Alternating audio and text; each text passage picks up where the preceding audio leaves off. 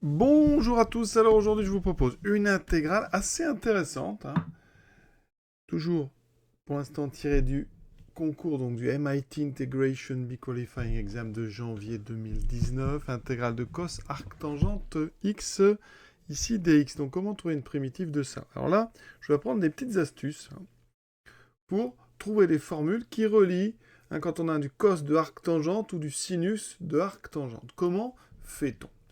Eh bien, vous allez voir, il s'agit juste de faire un petit dessin. Le dessin que je vous propose, c'est un petit triangle, tout simple. Donc, voilà, on fait un triangle par contre rectangle, de façon ici à avoir un angle, sorte de champ de variable, on va appeler cet angle U, et de façon à avoir ici, il faut que la tangente de U soit égale à x. Donc tangente, c'est côté opposé sur adjacent, donc le plus simple, c'est je vais mettre x ici et 1 ici. Dans ces cas-là, c'est un triangle rectangle, mon hypoténuse va faire racine carrée de 1 plus x2. D'accord? Comme tangente u égale x, eh bien fonction réciproque de tangente, arc tangente de x est donc égal à u. D'accord? Maintenant, regardez le...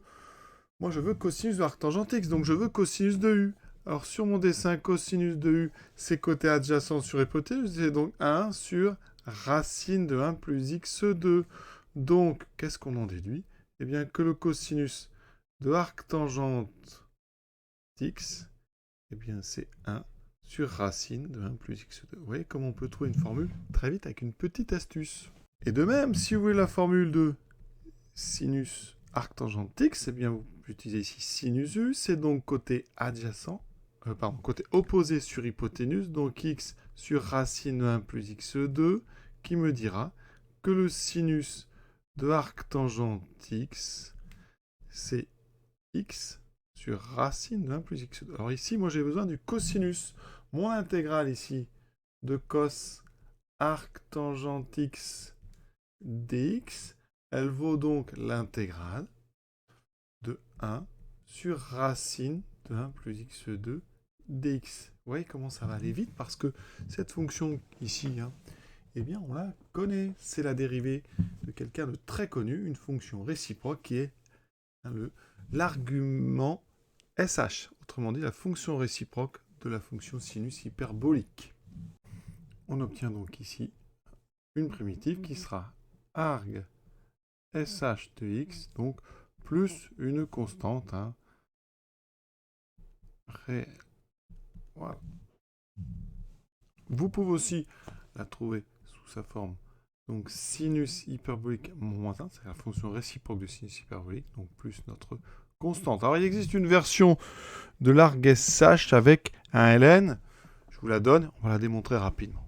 Ça nous donne, il faut le savoir, c'est pratique, ça fait donc ln. Alors ici, on va respecter l'ambiance ici de ce concours. Au MIT, il faut savoir que le log ici correspond au log en base E, c'est-à-dire au ln. Donc je vais rester dans l'ambiance. Donc ça fait ici du log de x plus racine de 1 plus x2, plus notre constante. Alors comment on trouve cette formule? Pour la démontrer, on va partir ici.